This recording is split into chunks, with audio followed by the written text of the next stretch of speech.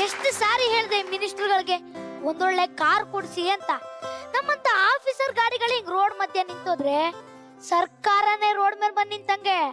ನಾವ್ ಅಂದ್ರೆ ಸರ್ಕಾರ, ಸರ್ಕಾರ ಅಂದ್ರೇನೆ ನಾವು. ಈ ಡ್ರೈವರ್ ಬೇರೆ ಮೆಕ್ಯಾನಿಕ್ ಹುಡ್ಕೊಂಡು ಹೋಗಿದ್ದಾನೆ. ಈ ಕಾರ್ ಕಂಪನಿ ಯಾರು ಸಿಗ್ತಾರೋ ಏನು.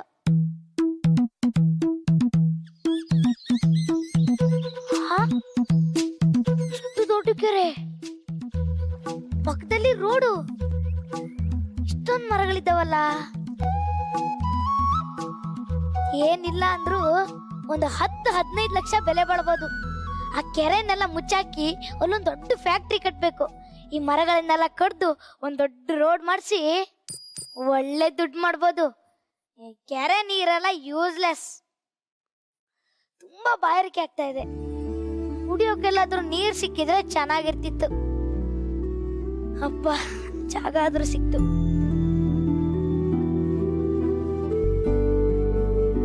ಮಗ ಮಗ ತಗ ಮಗ, ನೀರ್ ಕೇಳ್ದಂಗಿತ್ತು. ನೀರು.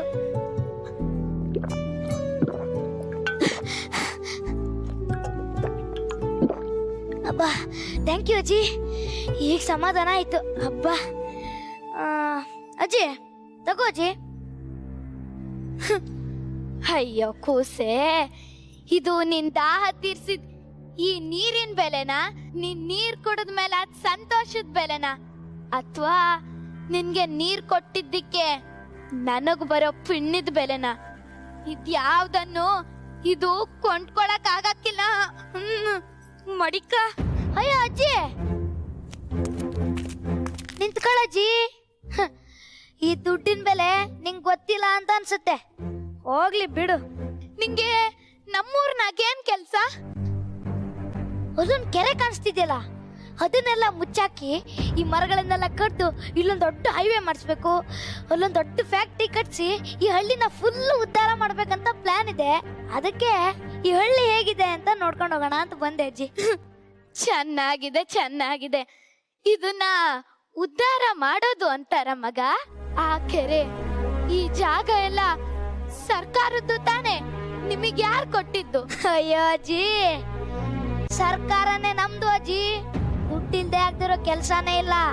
ಲಕ್ಷ್ಮಿ ಲಕ್ಷ್ಮಿ ಇರ್ಬೇಕು. ಲಕ್ಷ್ಮಿ ಇದ್ರೆ 7 ಕುಂಡಲವಾಡ ವೆಂಕಟರಮಣ ಗೋವಿಂದ ಗೋವಿಂದ. ಆ ತಿರುಪತಿ ತಿಮ್ಮಪ್ಪನು ನಿಮ್ ಮನೆಗ್ ಬಂದು ದರ್ಶನ ಕೊಡ್ತಾನೆ. ಅಂತದ್ರಲ್ಲಿ ಈ ಸರ್ಕಾರ ಕೊಂಡ್ಕೊಳ್ಳೋದು ಕಷ್ಟನಾ ಅಜ್ಜಿ? ಈ ವಿಧಾನಸೌಧ ಸರ್ಕಾರಿ ಆಫೀಸ್ ಎಲ್ಲ ಪಾಯ ಪಿಲ್ಲರ್ ಮೇಲೆ ನಿಂತಿಲ್ಲ ಅಜ್ಜಿ. ದುಡ್ಡಿನ ಮೇಲೆ ನಿಂತಿದೆ. ಆದ್ರೂ ಸುತ್ತ ಹಳ್ಳಿಗೆ ನೀರ್ ಕೊಡ ಆ ಕೆರೆನ, ಹಸ್ರಾಗಿರೋ ಈ ಮರಗಳನ್ನ ಕಡಿಯೋದು ತಪ್ಪಲ್ವಾ ಮಗ? ತಪ್ಪು? ಯಾವ್ದು ತಪ್ಪಜ್ಜಿ? ಇವತ್ ನಾನ್ ಕಡಿಲಿಲ್ಲ ಅಂದ್ರೆ ನಾಳೆ ಇನ್ಯಾರೋ ದುಡ್ಡಿರೋನ್ ಬಂದು ಅದೇ ಕೆಲಸ ಮಾಡ್ತಾನೆ. ಇಲ್ಲಿ ಫ್ಯಾಕ್ಟ್ರಿ ಎಲ್ಲ ಕಟ್ಟಿದ್ಮೇಲೆ ಇಲ್ಲಿರೋ ಜನಕ್ಕೆ ಕೆಲಸ ಕೊಡ್ತೀವಿ ಅಂದ್ರೆ ಜನನು ಏನು ಕೇಳಲ್ಲ. ಆದ್ರೂ ನಿನಗೆ ಯಾಕಜ್ಜಿ ಈ ಮರ ಗಿಡಗಳ ಮೇಲೆ ಅಷ್ಟೊಂದು ಪ್ರೀತಿ? ಅದಂಗಿರ್ಲಿ, ನಿಮ್ಮವ್ವ ಏನ್ ಮಾಡ್ತಾಳ ಮಗ? ಅಜ್ಜಿ, ಈ ಮರಗಳ ಬಗ್ಗೆ ಮಾತಾಡ್ಬೇಕಾದ್ರೆ ನಮ್ಮಮ್ಮ ಮಧ್ಯೆ ಯಾಕೆ ಬಂದ್ರು? ಹೇಳ್ತೀನಿ. ಮೊದ್ಲು ನನ್ ಪ್ರಶ್ನೆಗೆ ಉತ್ತರ ಕೊಡು. ನಿಮ್ಮವ್ವ ಏನ್ ಮಾಡ್ತಾಳ ಮಗ? ನಮ್ಮಮ್ಮ ಇಲ್ಲ ಅಜ್ಜಿ.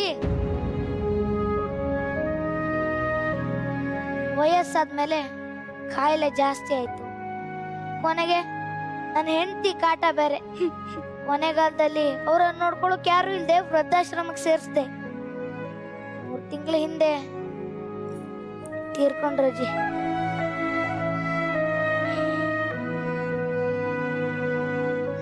ಕೊನೆಗಾಲದಲ್ಲಿ ಬಾಯಿಗೆ 2 ಹನಿ ನೀರ್ ಹಾಕ್ತಾ ಇರೋ ಇಂಥ ಮಗನ ಮೇಲೆ ಆ ತಾಯಿ ಎಷ್ಟು ಮೋಹ ಇಟ್ಕೊಂಡ್ ಸಾಕಿದ್ಲೋ ಏನೋ.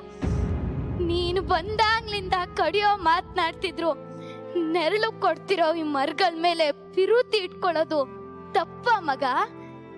ಈ ಭೂಮಿಗೆ ಹಸಿರು, ಈ ಪಾಪಿ ಮನ್ಸುಂಗೆ ಉಸಿರು ಕೊಡ್ತಿರೋ ಈ ಮರಗಳು ತಾಯಿ ಸಮಾನ ಮಗ, ತಾಯಿ ಸಮಾನ. ಅಜ್ಜಿ, ನಿಂದು ಪುರಾಣ ಹೇಳೋ ವಯಸ್ಸು, ಹೇಳ್ತೀಯ. ಆದ್ರೆ ಬದುಕೋಕೆ ದುಡ್ಡೇ ಮುಖ್ಯ. ಇದು ಬೇಕು ಅಂದ್ರೆ ಇದೆಲ್ಲ ಮಾಡ್ಲೇಬೇಕಜ್ಜಿ. ಅದಿರ್ಲಿ, ಆ ಕೆರೆ ಪಕ್ಕ ಒಂದು ಕಾಡ್ ಕಾಣಿಸ್ತಿದ್ಯಲ್ಲ, ಅದೇನದು? ಅದೊಂದು 20 ಎಕರೆ ಇರ್ಬೋದಲ್ಲ? ಇದೆಲ್ಲ ಆಗೋದ್ರೊಳಗೆ ಅದನ್ನು ಕಬ್ಜಾ ಮಾಡ್ಕೋಬೇಕು.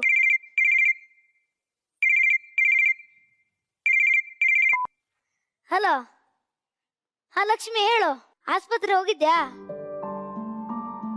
ಡಾಕ್ಟ್ರ್ ಏನಂದ್ರು? ಹೌದಾ?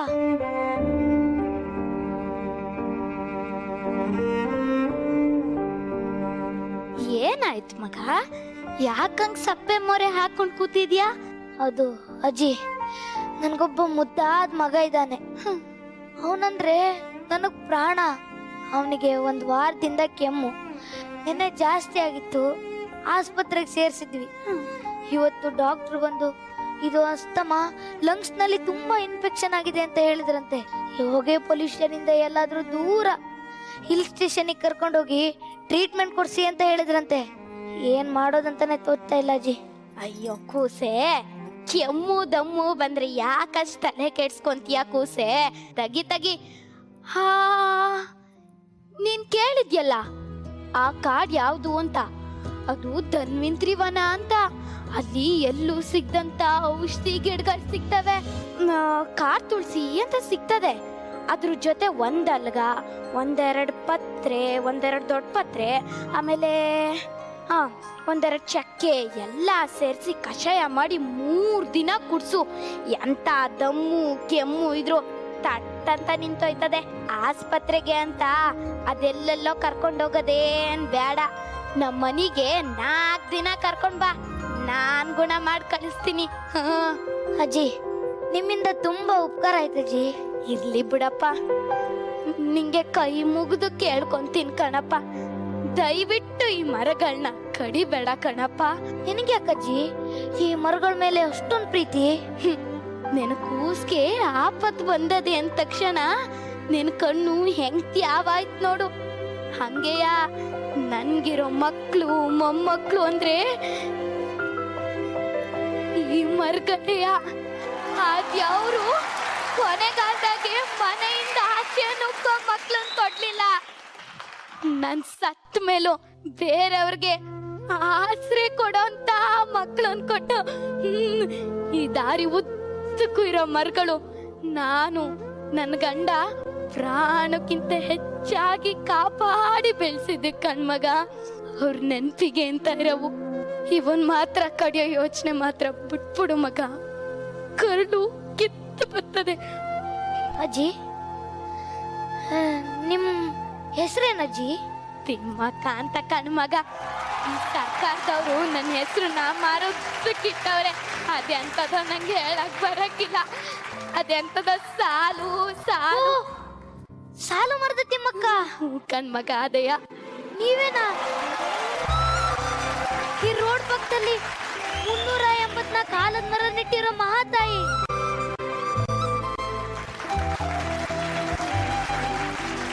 ಸರ್ಕಾರ ನಿಮ್ಗಿಷ್ಟು ಅವಾರ್ಡ್ ಕೊಟ್ರು, ನಿಮ್ಗಿಷ್ಟು ದೊಡ್ಡ ಹೆಸರಿದ್ರು, ಇಷ್ಟು ಸರಳವಾಗಿ ಬರ್ತಿದ್ದೀರಲ್ಲ ತಾಯಿ.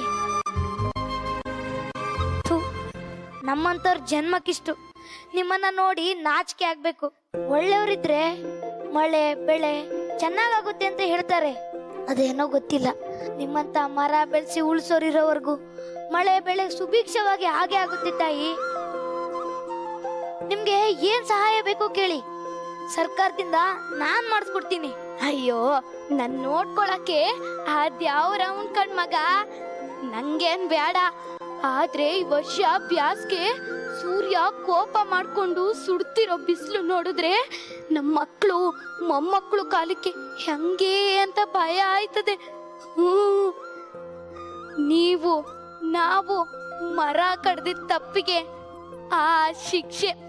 ಆದ್ರೆ ಈಗಿನ ಮಕ್ಳಿಗೆ ಈ ಸ್ಕೂಲ್ನಾಗೆ ಅದೇನೋ ಕಲಿಸ್ತಿರಲ್ಲ, ಅದ್ರ ಜೊತೆಗೆ ಸಸ್ಯ ನೆಡೋದು, ಅದನ್ನು ಮರವಾಗಿ ಬೆಳೆಸೋದು, ಅದನ್ನು ಕಲ್ಸ್ಕೊಡ್ಬೇಕು. ಖಾಲಿ ಜಾಗದಲ್ಲಿ, ರಸ್ತೆ ಪಕ್ಕದಲ್ಲಿ, ಮನೆಗಳಲ್ಲಿ ಚಿಕ್ಕ ಚಿಕ್ಕ ಡಬ್ಬಿಗಳಲ್ಲಿ ಎಲ್ಲಾದ್ರಲ್ಲೂ ಸಸ್ಯನ ನೆಡ್ಬೇಕು. ನಿಮ್ಮಂತವ್ರಿಗೆ ಎಷ್ಟ್ ಹೇಳಿದ್ರು ಅಷ್ಟೇಯ.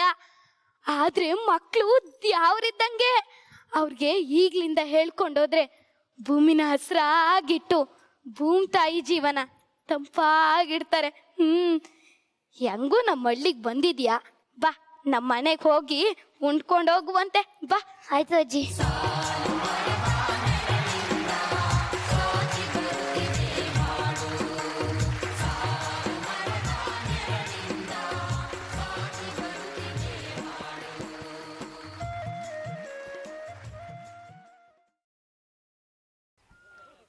Thank you so much for your wonderful performance. Really, it is a wonderful message for the society. ದಯವಿಟ್ಟು ಒಂದು ಜೋರಾದ ಚಪ್ಪಾಳೆ ಒಂದು ಸಾಲು ಮತ್ತು ತಿಮ್ಮಕ್ಕನಿಗೆ. ಇವರು ಕರ್ನಾಟಕದಲ್ಲಿ ಜನಿಸಿ ನೆಲೆಸಿದ್ದ ಒಬ್ಬ ಭಾರತೀಯ ಪರಿಸರವಾದಿ. ತಮಗೆ ಮಕ್ಕಳಿಲ್ಲದ ಕಾರಣಕ್ಕೆ ಸುಮಾರು 4.5 ಕಿಲೋಮೀಟರ್ನಷ್ಟು 385ಕ್ಕೂ ಹೆಚ್ಚು ಆಲದ ಮರಗಳನ್ನು ರಸ್ತೆ ಬದಿಯಲ್ಲಿ ನೆಟ್ಟು ಅವುಗಳನ್ನೇ ಮಕ್ಕಳಂತೆ ಭಾವಿಸಿ ಬೆಳೆಸಿದಾಕೆ ಸಾಲು ಮರದ ತಿಮ್ಮಕ್ಕ. ಅವರ ಜೀವನದ ಒಂದು ಮಹತ್ವದ ಘಟನೆಯನ್ನು ಕಿರುನಾಟಕದ ಮೂಲಕ ತಿಳಿಸಿಕೊಟ್ಟ ನಮ್ಮ ಶಾಲೆಯ ವಿದ್ಯಾರ್ಥಿಗಳಿಗೆ ಧನ್ಯವಾದಗಳು.